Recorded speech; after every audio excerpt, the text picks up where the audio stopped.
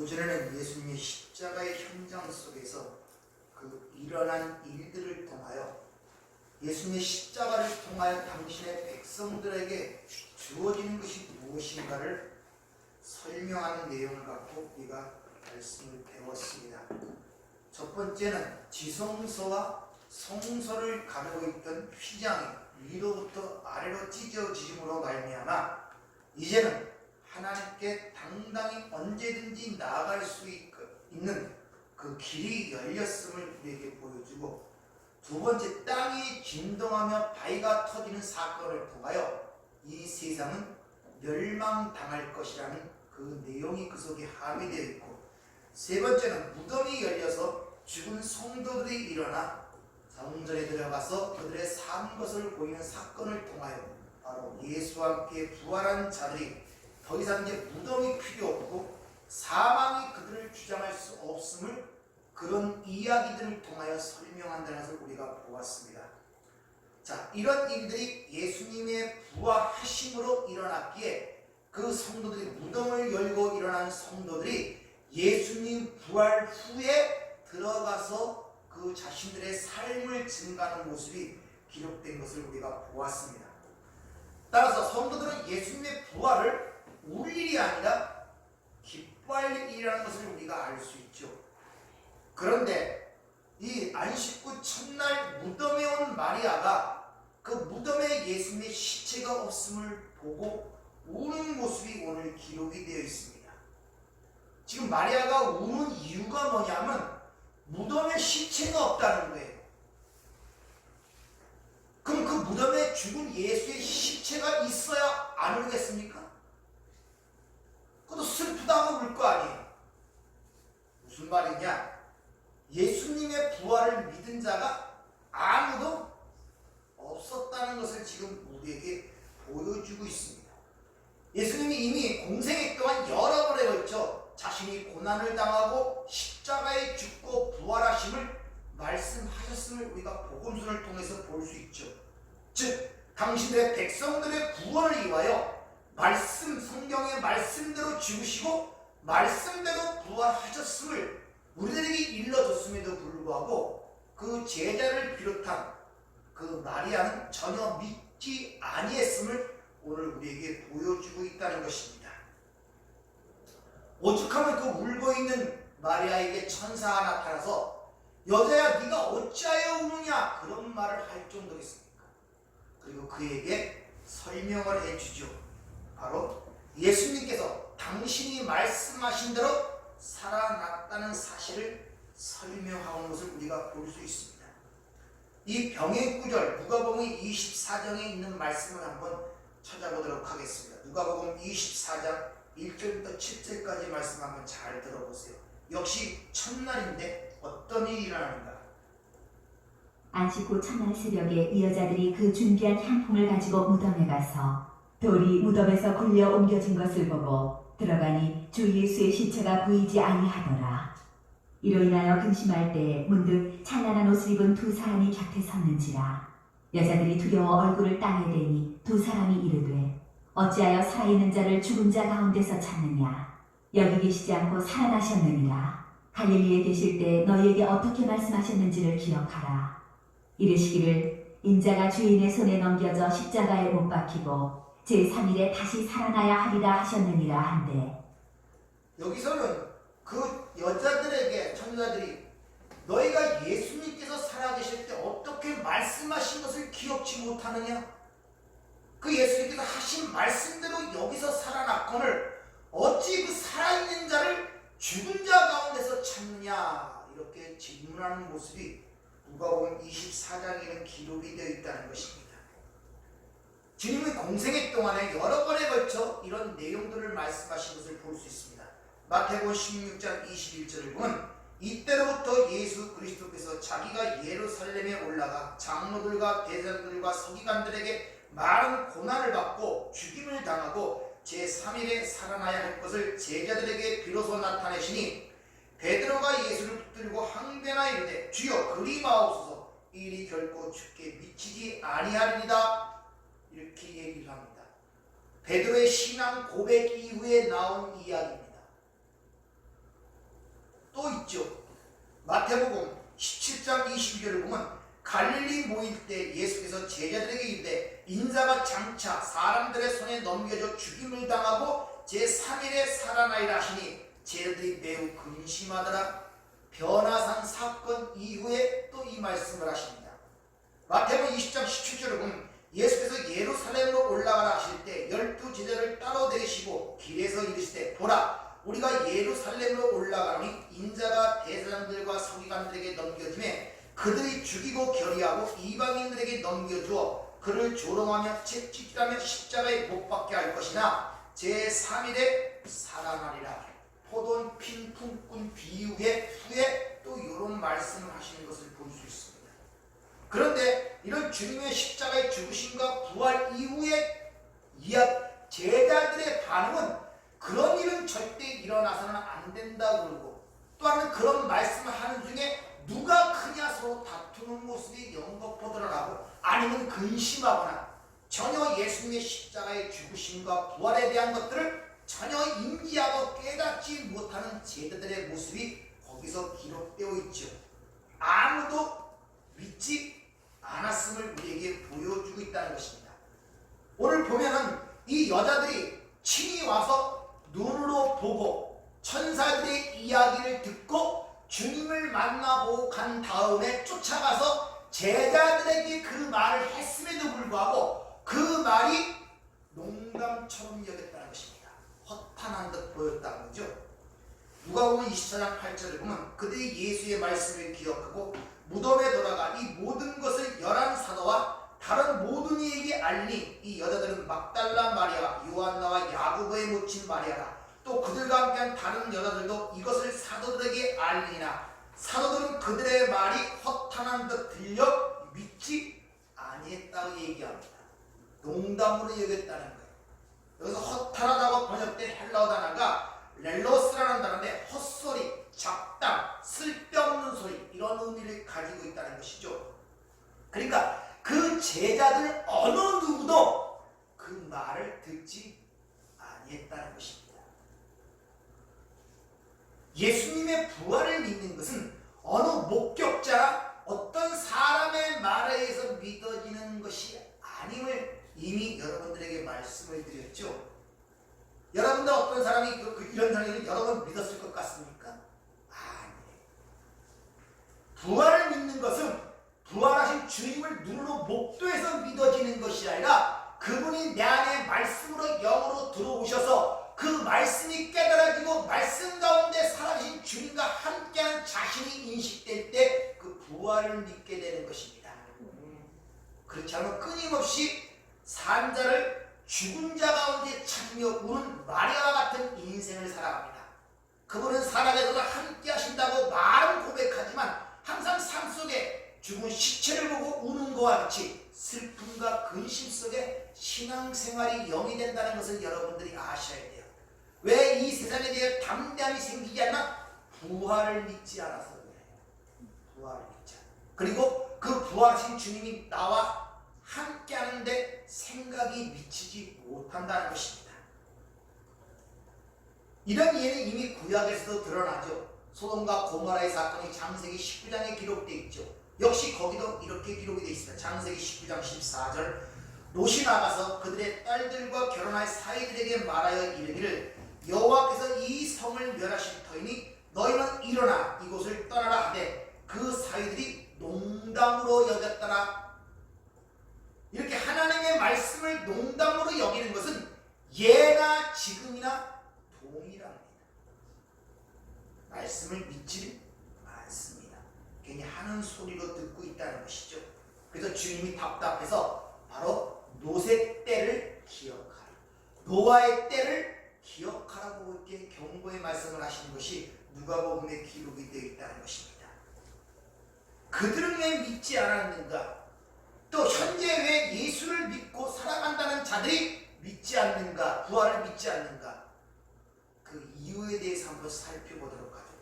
이 당시에 유대인들이 예수님의 부활을 믿지 않는 건 어떻게 생각하면 당연한 일이었습니다. 유대인들이 생각하는 시간의 개념 속에서 부활이라면서 유대인들은 부활을 다 믿었어요. 사두개인을 제외한 모든 바리새인이나 서기관들, 유대 백성들은 부활을 다 믿고 있던 자들입니다. 근데 그들의 부활의 시간적 개념은 부활이 어떤 개념 속에 믿었냐? 오는 세상이 다 끝나고 새로운 세상이 올 때 부활한다고 믿었어요.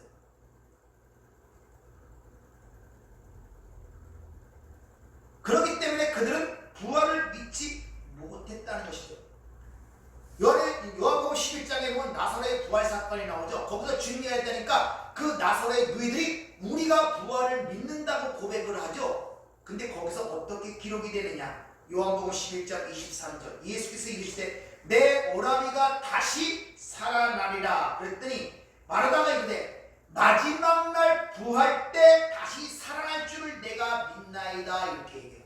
마지막 날 이 세상이 끝나고 새로운 세상이 오는 그날의 부활이 일어난다는 그런 크로노스적 시간 개념을 갖고 살아가고 있었단 말입니다. 그런데 예수님이 죽었으면 부활이 일어난다면 그 시대가 끝나야 될 거 아니에요. 근데 예수님이 죽었음에도 불구하고 여전히 그 당시의 상황이 계속되고 있었거든요.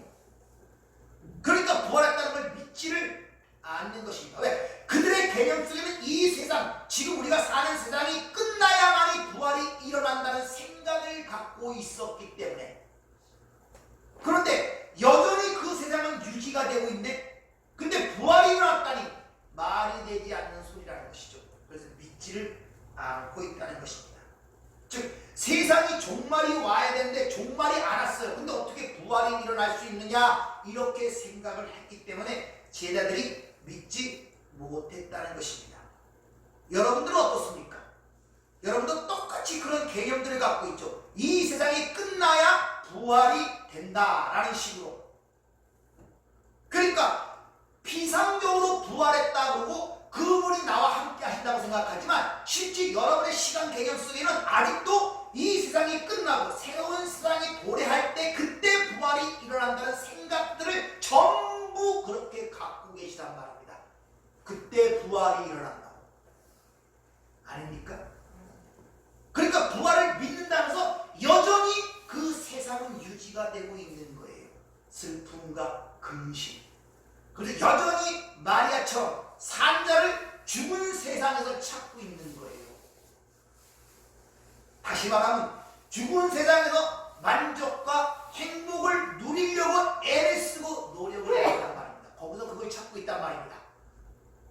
오늘 그런 것들을 우리에게 가르쳐주고 있는. 그러나 성경은 이미 우리가 예수와 함께 부활했다고 얘기를 하지 않습니까? 그리스도와 함께 부활하여 신이 하늘 보좌 우편에 함께 안침바 되었다고 성경은 선언하고 있단 말입니다. 뿐만 아니라 에베소 교회 얘기할 때 바로 그 부활의 능력이 너희 안에 역사하고 있음을 알지 못하느냐고 우리 방문하면서 그 부활의 능력이 바로 예수를 죽은 자 가운데 살리신 하나님의 크신 능력이라고 얘기를 하고 있잖아요. 우리는 예수와 함께 이미 부활했다고 성경은 선언함에도 불구하고 우리는 유대인들처럼 마치 이 세상이 종말이 끝나고 새로운 세상이 올 때 그때 부활하는 것 그런 생각들을 우리가 갖고 있단 말입니다. 그러니까 부활을 믿는다 그러지만 안 믿는 거예요. 그때 일어날 일로 생각하고 있는 거예요. 그러나 기독교가 생각하는 시간 개념은 유대교가 생각하는 시간 개념과 전혀 다르다는 것을 여러분들이 아셔야 됩니다. 기독교의 시간 개념은 잘 생각하셔야 됩니다. 예수님이 십자가를 지시고 부활하심으로 말미암아 우리가 사는 이 세상 속에 그 영원한 세계가 침투하여 들어온 거예요. 지금. 그래서 우리 기독교인들의 시간 개념은 두 개의 세계를 같이 살고 있는 것입니다. 오버랩되어 있는 것, 중복된 지금 세계를 살고 있단 말입니다. 예수님이 부활하신 이후에 바로 승천하지 아니하시고 왜 인생을 상징하는 40일 동안 하나님 나라를 설명하고 있다가 승천하셨겠습니까? 그게 바로 우리의 지금 현재 우리 성도들의 부활의 삶이 무엇인가를 보여주는 삶이란 말입니다. 근데 분명히 부활하신 주님에도 불구하고 먹고 얘기하고 그랬단 말입니다. 근데 분명히 또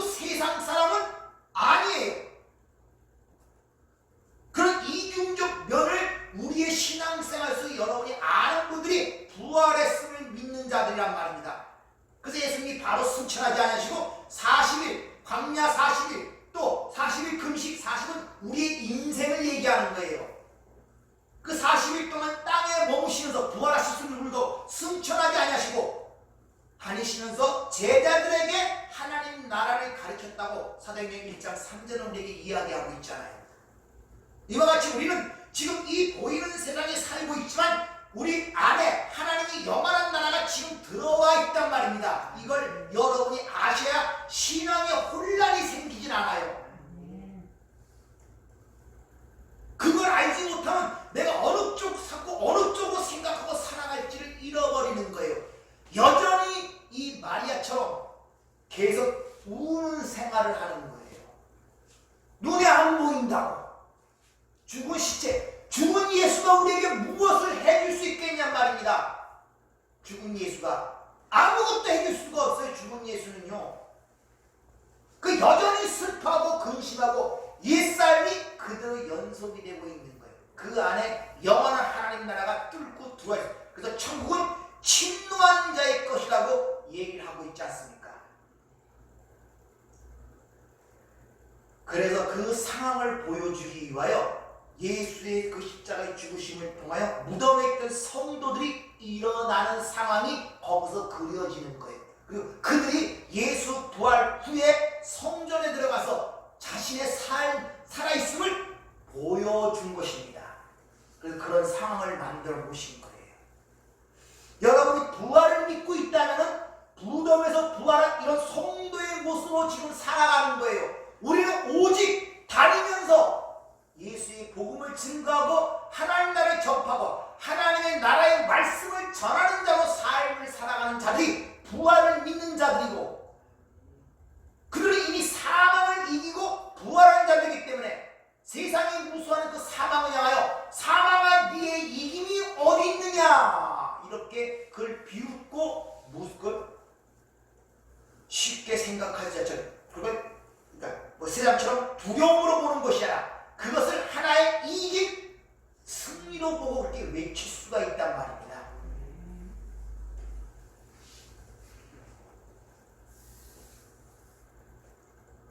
즉 예수님께서 부활의 첫 열매가 되셔서 이 세상 속에 온 세대를 들어오도록 길을 열어버리신 거예요. 그래서 인생은 수평성상에서 시작과 끝으로 가다가 끝나버립니다. 그러나 성도들은 이 끝나는 이 세상 속에서 잘 보세요. 이게 이 세상은 시작과 끝이 있어요. 개인적도 출생과 죽음이 있듯이 반드시 그렇습니다. 이 세상은 여기서 끝날 세상 속인데 이 세상밖에 몰라. 이들을 죽은 자들이라고 해요. 근데 보이지 않는 영원한 세계가 이 죽은 자의 이 세계 속으로 들어와 버렸단 말입니다. 우리는 지금 이 들어간 그 시점에 예수와 함께 부활하여 그 나라로 올라가는 과정 속에 있단 말입니다. 이걸 동행이라고 해요. 따라서 완전한 나라에 도달할 때까지 주님 재림하실 때까지 이 세상의 세계와 하늘나라의 세계가 같이 공존하는 공중에 있는 자란 말입니다. 그때는 모순이 느껴지는 거예요. 그걸 인지를 하셔야 돼요. 그 예수가 부활의 첫 열매가 돼. 그 안에 같이 붙어있던 자들도 같이 따라 부활하는 거예요. 마치 고구마 줄기나 감자 줄기를 위에서 하나 뽑으면 뒤에 줄줄줄 따라 올라듯이. 그럼 예수님이 부활해서 같이 우리도 부활한 거 아닙니까?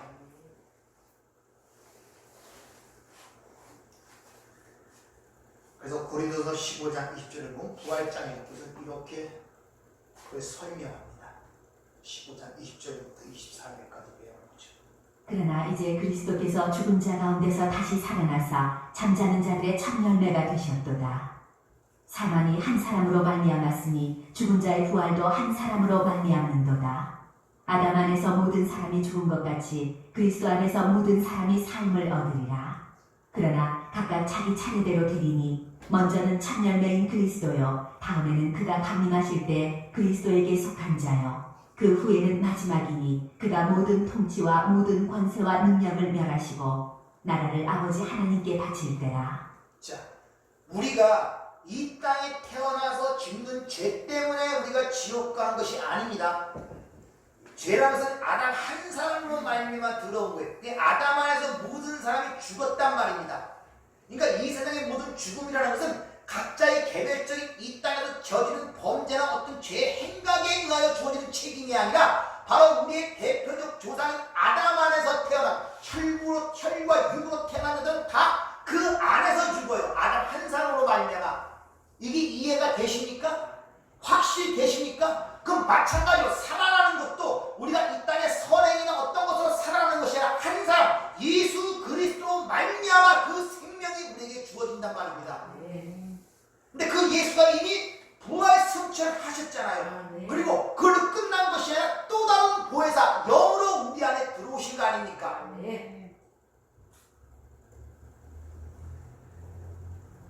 따라서 이와 같이 우리가 예수와 함께 부활한 자로서 살아가는 삶을 우리가 인지를 해야 된단 말입니다.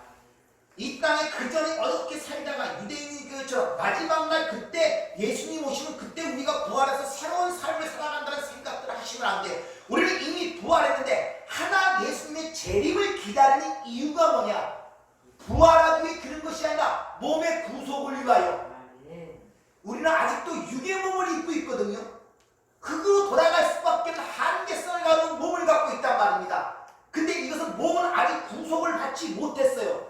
그래 이 몸을 얻고 신령한 몸으로 입기 위하여 예수님 오시기를 기다리는 것이지 우리가 또 다른 부활을 위해서 예수님을 기다리는 것이 아닌 걸 아셔야 돼요.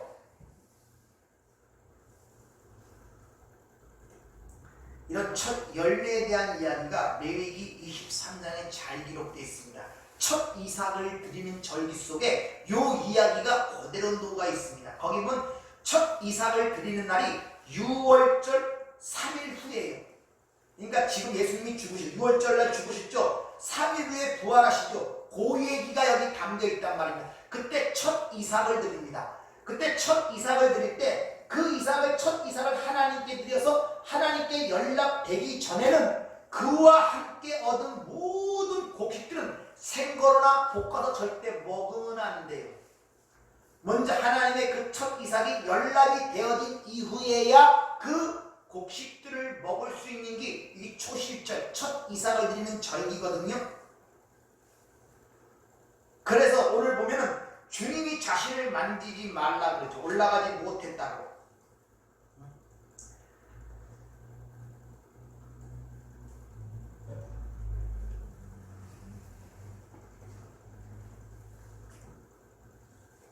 내가 나를 붙들지 말라. 실제로 보면 예수께서 이르시되 나를 붙들지 말라. 내가 아버지께로 올라가지 아니하노라. 왜 예수님이 자신을 붙들지 만지지 말라고 마리아에게 얘기했냐?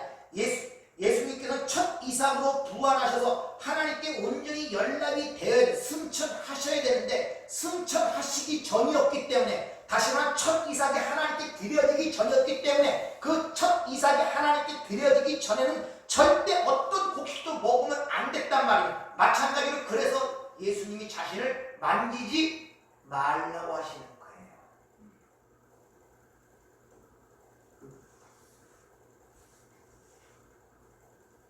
따라서 이제 승천하셔서 하나님께 연락이 되어졌잖아요.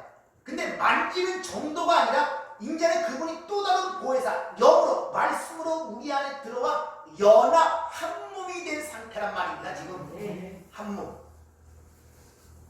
따라서 우리의 지금 그렇게 부활을 믿고 그분과 연합된 하나님의 백성들은 그의 모든 삶이 하나님, 그 주님의 이끄심 속에 있다는 것을 인지를 하셔야 돼요. 여러분이 자발적으로 살아가는 것이 아니라 그분이 내 삶 속에 나를 지금 이끄시고 있다는 쪽의 개념을 갖고 여러분의 삶을 보셔야 된다는 것이죠. 그러면 그분이 함께 한 몸이 되어 살아가는 그 삶 속에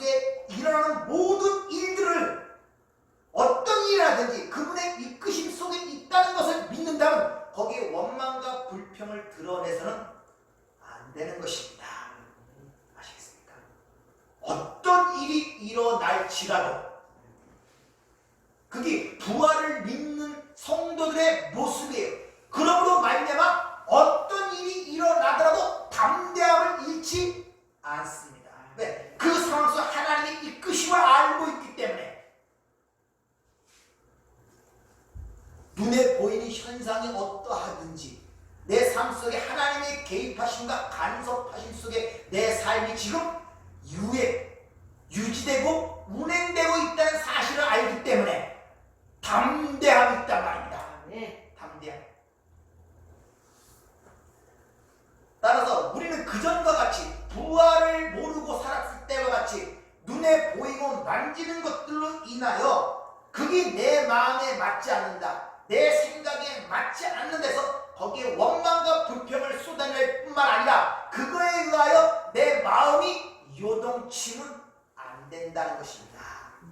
이게 부활을 믿는 성도의 삶의 모습이에요. 그 부활을 믿지 않으면 여전히 옛것과 지금이 똑같이 슬퍼하고 근심하고 원망하고 불평하는 삶을 살아갈 수밖에 없고, 무덤이 시체 없는 그 예수의 무덤을 바라보면서 우는 여자와 같이 항상 울음 속에서만 살아갈 수밖에 없어요. 따라서 우리는 그럴 때마다 저절로 되는 것이 아니라 이런 말씀에 통하여 도전을 받아야 돼. 스스로 내가 누구인가를 상기시켜야 된단 말입니다. 그래서 주님이 말씀하시죠. 이것을 너에게 이루면 너희가 그때를 당하여 이것을 너에게 이루면 내에서 평안을 누리고 너희 기쁨을 누리게 하려 함이라. 이것을 이루면, 그러니까 어떤 일이 생겼을 때 하나님의 말씀을 자꾸 상기시켜서 내 자신의 신분과 위치가 누구고 내가 누구이고 나의 삶 속에 지금 누가 함께 하시는 스스로에게 상기를 시켜야 되는 거예요. 가만히 있다고 스스로 되는 것이 아니란 말입니다. 거기서 부단한 노력과 부단한 갈등과 고민이 생긴단 말입니다. 왜? 막기 때문에 사탄의 세력이 있고 세상이 그걸 막고 아직도 이 죄성을 갖고 있는 육신이 그걸 막는단 말입니다. 거기에 엄청난 고통과 갈등과 고민이 생기는 거예요. 이걸 영적 전투라고 하는 거예요.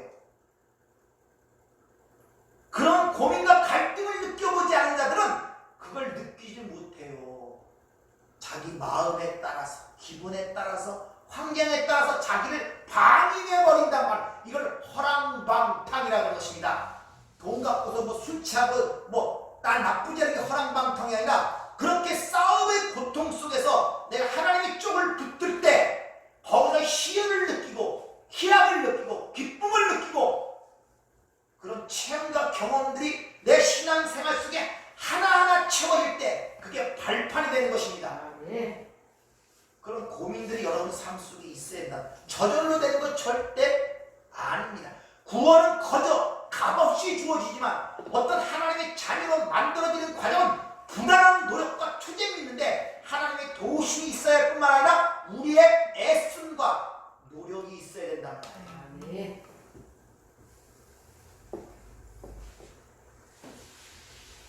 여러분이 어디에 속한 자인가를 잘 기억하세요. 여러분 세상에 속한 자가 아니라 세상에서 택함을 입고 불러냄을 입은 자들이에요. 믿습니까? 다른 말로 여러분 세상에 대하여 죽은 자고 내가 또 세상에 대하여 죽은 자란 말입니다. 믿으십니까?